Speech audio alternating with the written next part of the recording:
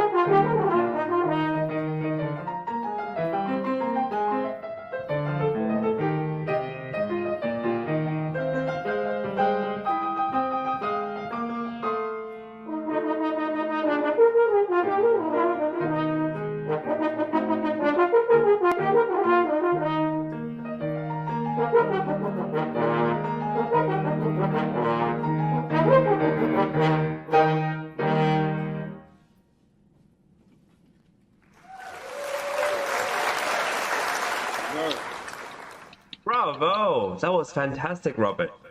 So we'll have Jamie go first, please. Thank you. Robert, congratulations. I really enjoyed that performance. I don't know anyone that doesn't love a Mozart horn concerto, and very well done. I'm a brass player, a trumpet player, so I do have a couple of questions for you that I've always wondered about horn players. So in the Allegro, those 16th note runs in the opening, did you double tongue those? No, I don't double tongue them. If I double tongue them, I end up rushing. So I've tried. I've varied and toyed with the various articulations to try to decide on something that's appropriately exciting. Because it's all back to the natural horn, before all these stuff. So things were quite different back then. So okay, thank you. Yeah, breaking rules. Yeah, we trumpeters, we double tongue everything, so that's why I asked. And I know that horn players are different than us, so but it was very nice, and very nice high notes in the beginning, very clear, and some of the melodic lines I would have preferred. They had nice shape. I would have preferred if they came down a little bit more on the tail end of the line. Yeah. Wonderful trills, wonderful trills. I know those are so challenging. Really, really nice trills. And the cadenza at the end of the Allegro, I thought that was very well done. Now, did you have a lot of direction on that, or was that you interpreting the whole cadenza? Well, it's partially stolen from a former teacher of mine, and I just added a few things here and there. It's just all well, I'll tell you later, but about the whole different thing. But it's basically a traditional one that's been taken from I studied with a famous German teacher for a long time, and it's his concert version. Oh, how interesting to hear that you studied with a German teacher. I thought and I was wondering, am I hearing more of the German French horn approach to the sound production? Because you're from the United States, so I was going to ask you a question about that. Yeah, I've actually spent probably half my life, career, whatever, living in England and Germany and Switzerland and places like that. But I've also lived I've lived a lot of places: South America, Asia, Australia, New Zealand. I've moved around quite a lot, and it's very ironic that I'm here in the smallest town in Oklahoma in the world. So, in this room is not. I'm sorry for my sound not being. The music school flooded about 4 days ago. And so this is actually for Shakespeare theater, so it's the driest. Oh, wow. That's why we're on the front of the stage trying to make this sound remotely nice. It's been an ordeal. And my pianist has COVID, so he may not come back. Okay. Well, we have to give your pianist a round of applause. Yeah, excellent. Yeah. Excellent. Yes. Yeah. He's had COVID for a week, so we haven't really even rehearsed. It's a killer of an accompaniment. No, Although the repeated notes, they're not meant for piano. no, it's very not good. In the lyric passages in the Romance were very nicely done, and so one thing I was impressed with that is after those long sustained lyric passages, you were still able to get those really pointed attacks at the end. So I was very impressed with that, and I noticed in the Rondo.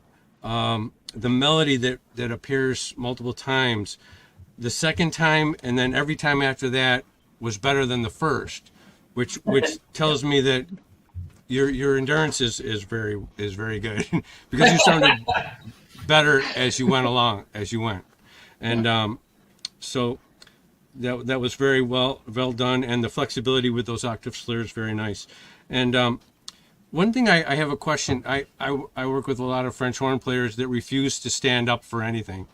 Is it standing okay with you? Is your right hand okay?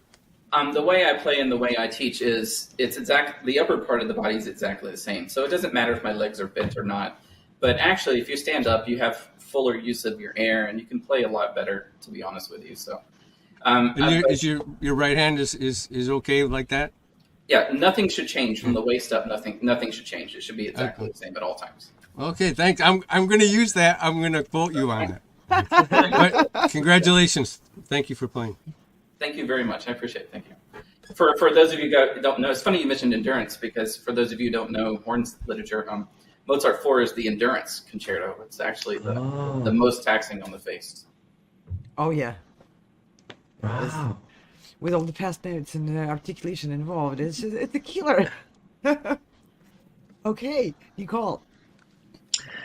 Bravo! It was wonderful to hear you play. Just to echo what Jamie was saying, I was so impressed by those trills in the first movement, and just very effortless and really nice. And just thank you for sharing Mozart with us because it's such a vehicle for basically completely exposing yourself to other musicians, right? Because it's the purest form that all of us have, and it's just so exposed. So thank you so much for doing that. It's like I said, it's an efficient way to get to know someone's playing in 20 minutes, right? I really enjoyed the romance as well. I think that was probably my favorite part of your performance tonight. Just lovely tone. I think I really enjoyed that the most, and the victorious rondo at the end, and just really really enjoyed listening to you play. Another echo of Jamie. You can tell Jamie and I know each other, right? So, but another echo. I have a question. You seem to be very comfortable in your body, and as a student of bodywork myself, I'm just curious how that, if you've studied that, if it's just natural for you, but just the way you stand, and not even making a comment as to whether horn players should sit or stand. But I'm just curious about that and what your background is there. Well, I'm quite different than most people. I did not play music in high school or anything. I started the French horn when I was 21. And I played nothing before that. So I had to learn how to read music and cram very hard. I worked very hard to be able to do what I'm able to do. And somewhere along the line, when I was in Switzerland, the Verbier Orchestra hired an Alexander technique person. And I think that's what changed my life. This I can't even remember his name. It's so long ago. I'm so sad about that. But between the Alexander technique and just trying to put enough air through the 6 miles of tubing here, it's a lot of hard work. And so I try to present myself, and I also criticize my own students, and I look back at my own recordings, when I do things like this or make a mistake, and it's really, it does no one any pleasure. Sometimes audiences don't know when you've made that mistake. So it's nice to just present something to someone and let them be happy listening to the music, because it's Mozart. It's supposed to be very happy. But I'm very different. I mean, I'm the only brass player in this whole thing. You probably the first brass player you've had in maybe ever. I don't know. But we don't usually get to do things because the pianos and the strings, they have such great repertoire compared to ours at times. And you're a horn player. You're going to miss a note, whether you like it or not. You're going to miss a note. It's how you get up from that note and how you make the audience stay with you that matters. It's very inspiring. Yeah, Well that's said. very true. Yeah, well said. Very true. Okay. Thank you, Nicole. Thank you, Nicole. Now to Dick Grant. Yeah, it's beautiful lyrical playing. Very clear. Yeah, the horn it's a really difficult instrument. I understand you have to imagine the note. Is that true? You have to hear it, you have to imagine it, you have to taste it, feel it, and know how much you're to say. Yeah. And I know some horn players. It could be the hardest instrument to play. Who knows? I like to think it is. Yeah, I mean, just physically, a pianist can push the note down, basically. Yeah. So, but no, it was really impressive, and it takes a lot of guts to play Mozart on any instrument. To play it on horn, I think that's it's remarkable. And your sound is beautiful. Thank you. Obviously, yeah, some of the florid work could be, like there was one passage, I forget where it was. It had trills in it or something like trills. It repeated over and over, kind of. That I got lost in the rhythmic thing that was going on there. So I'm not intimate with this concerto. I know it, but I've heard it. But I haven't, more familiar with like the Brahms Horn Trio and things like that. No, I think it's beautiful playing, and I think you should play that whole repertoire. There's some Strauss concerti too, right? Yeah. To be really honest, I discovered this program the day of the deadline, so I just filled it out and applied. And my entire intention was to play Strauss 2 or Strauss. Oh, really? Oh, okay. And then I looked at required repertoire, and it said Mozart 4, so I put it together in a week and a half with all. Oh, wow! Unbelievable. So this is, to be honest, I wanted to play Strauss, and I don't know if this is the appropriate time to say, but I'll play anything you want me to play. I just need a bit of time. I will not be using a stand. I will have it memorized. I just didn't think I could do it in a week. Excuse me. I didn't think I had the time. And then room change. This room is horrible. It's so uncomfortable to stand in, to play in, to live in.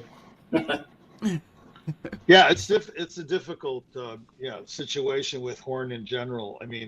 Horn players, like in the opening of the Brahms Second Piano Concerto, they crack a note there, and then the pianist has to that, you know, the opening, and then the pianist has to figure out what to do. You know, no, but it's beautiful instrument, and you play it really very fluidly. It's very impressive. Thank you. I really appreciate it. I haven't played Mozart in a very long time. It was very nice to be able to try to present something with a lot of ideas, because it's a very complicated piece. It really is. I know young people say Mozart's so easy, and I guess I am too, but I am smart. I hope I'm smart enough to know that it's not easy to play Mozart. No, there's nothing easy about it. No. Nothing good is ever easy. Not if you're demanding. Not if you're demanding of the work. Yeah, not it's if you easy, bring it to this level. Yeah, it's easy to play it a certain way, right? That's for sure. Well, congratulations, That's Robert. That's really congratulations on a fine performance. I think everybody here is really impressed by not only being able to play it in a week, but also this is all the different circumstances you had. So congratulations, and I hope you're really pleased with your performance. And we hope Yes, I am, and I am, and I'm not meaning to sound whiny about my situation. I don't know if you guys are in America or not, but it's pretty cold outside. And Yeah. It's really freezing. Yeah. Well, what I Not like believe the about this entire is we musical get to wedding. have a conversation about it after you play, and I feel like you get a lot more closure about, and we get to know you. So thank you for coming on and having a nice chat with us after, and I hope you really enjoyed this experience, and we'll hope to see you in the future on the stage and on the real stage, as well as on the virtual stage too. Yes, I really appreciate it. Thank you so much. Yes, thank you so much for bringing horn to our presentation and for playing so beautifully the entire concerto. I really love it when people put the entire piece forward and go through all three movements of it, three different characters of it. And you learned it in such a quick time. That's remarkable, and lovely instrument, and you really are fluent with it in more ways than one. Thank you so much. And Check this out. I know you have always dreamed of performing in Carnegie Hall. So I think this 2023 to 2024 season at Sound Espressivo will be perfect for you. As a platform, we host live online auditions so you can share your music with the entire world. Then we send you to incredible in-person venues like Carnegie Hall so you can perform solo, as a duo, as an ensemble, and with orchestra. This year we have a total of 4 gala events at Carnegie Hall, as well as 4 different opportunities to perform with orchestras in the US, in the Czech Republic, and even in Egypt. We want to help you fulfill your musical dreams. Go to soundespressivocompetition.com to check out our season and tour.